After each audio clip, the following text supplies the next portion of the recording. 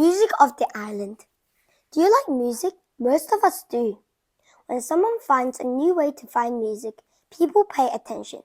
That is what happened on a Caribbean island about 70 years ago. So let us explore Trinidad. That is where the steel drum was invented. Many people of Trinidad have little money for luxuries. Pianos and drum sets cost too much, but the people still love to make music. In the past they sang. They kept the beat with their hands or with sticks. Then in the 1930s, they invented a new instrument. It was cheap and easy to make. With it, they gave the world a new sound. Here is how it happened. The United States had a navy base on Trinidad. The oil for its ships came in 55-gallon steel drums. After they were empty, the oil drums were discarded. These drums were great for making noise. The people of Trinidad used them in parades. The drums were played with mallets. They gave off one loud note when hit. Someone noticed that a dented oil drum gave two notes. One note came from the flat part, the other came from the dent. Before long, people began adding dents to the drums. That way they could play a number of different notes. Soon, they started making steel drums to keep and to sell. Today, the best steel drums are still made in Trinidad. A drum maker first cuts the oil drum all the way around. The cut is made about 1 foot from the top. Then he uses the flat round top and the sides to make the drum. Next, he pounds the top. The maker uses a 40-pound hammer. This is called sinking the pan. It can take up to 5 hours. The din is tremendous.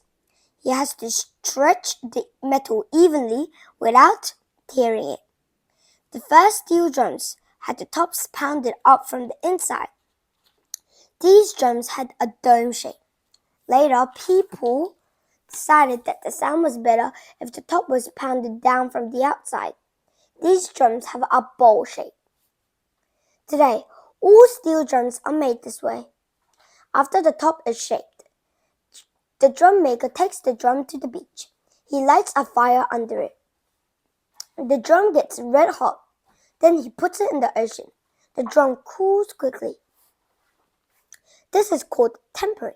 It makes the metal very strong. The next step is tuning the steel drum. This is the hardest part. The drum maker strikes the pan from the inside. This makes a number of bubbles on the top. Then he flattens each of them a little so that each dent gives a special note. He listens carefully to the sounds the dents make. Then he uses many small hammers to make slight changes. This takes great skill. Each note must sound clear and different from the rest. Finally, he paints the steel drums. He may also cover it in chrome. This gives the drum a bright silver finish. Steel drums are popular all over the world. Every February, the best steel bands from many countries play in Trinidad's largest city, Port of Spain. That is when the World Steel Band Contest takes place. A band may only have 3 or 4 players, or a band can have more than 100. The winner of the contest is most often from Trinidad. Are you surprised? Trinidad is where the steel band was born.